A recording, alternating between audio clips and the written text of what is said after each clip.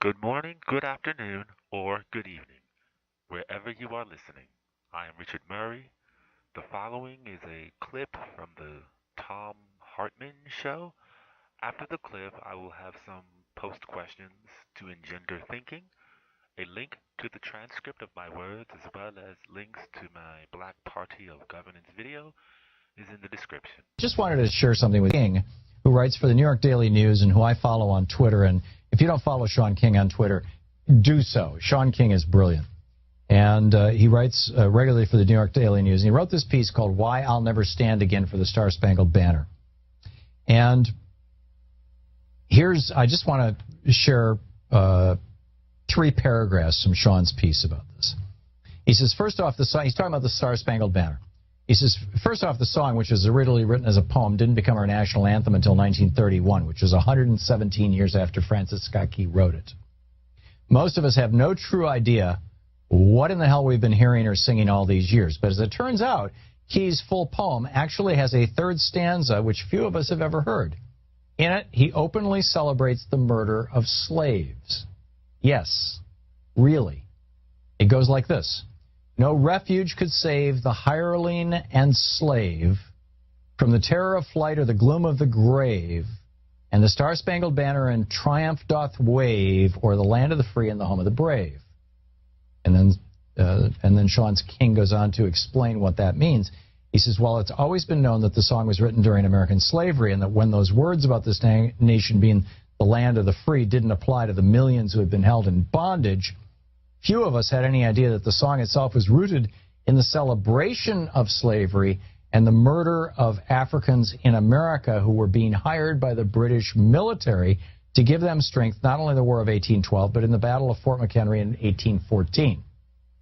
These black men were called the Corps of Colonial Marines, and they served valiantly for the British military, and Francis Scott Key despised them. He was glad to see them experience terror and death in war, to the point that he wrote a poem about it, and that poem is now our national anthem. While I fundamentally reject the notion that anyone who owned other human beings was either good, moral, or decent, Francis Scott Key left absolutely no doubt that he was a stone-cold bigot.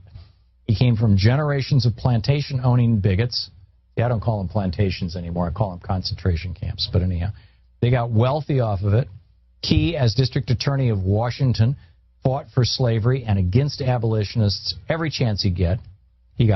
Even when Africans in D.C. were injured or murdered, Francis Scott Key stood strong against justice for them.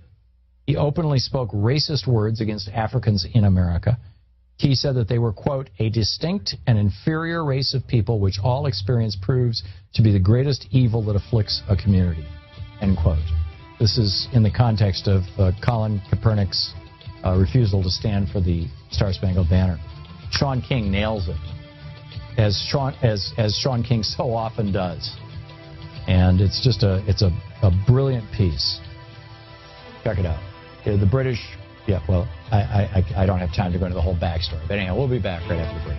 You're listening to the Tom Hartman Program. Call 202-808-9925. The article, by the way, is in the New York Daily News. It's titled King, Why I'll Never Stand Again for the Star-Spangled Banner by Sean King, S-H-A-U-N-K-I-N-G.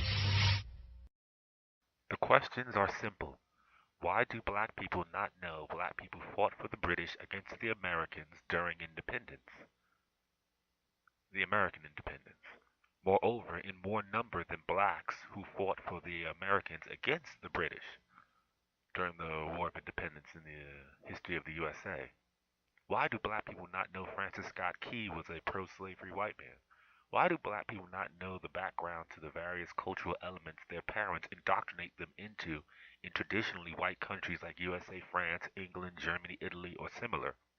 Why was it Barack Obama did not defend or uphold the black woman during his first presidential campaign, who peacefully integrated Lift Every Voice and Sing aside the Star-Spangled Banner?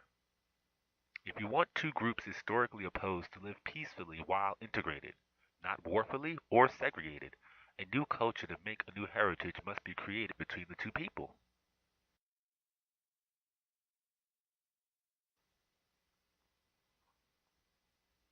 I am Richard Murray, and I'm on the African American Literary Book Club, AALBC. Thank you for your time. Be safe.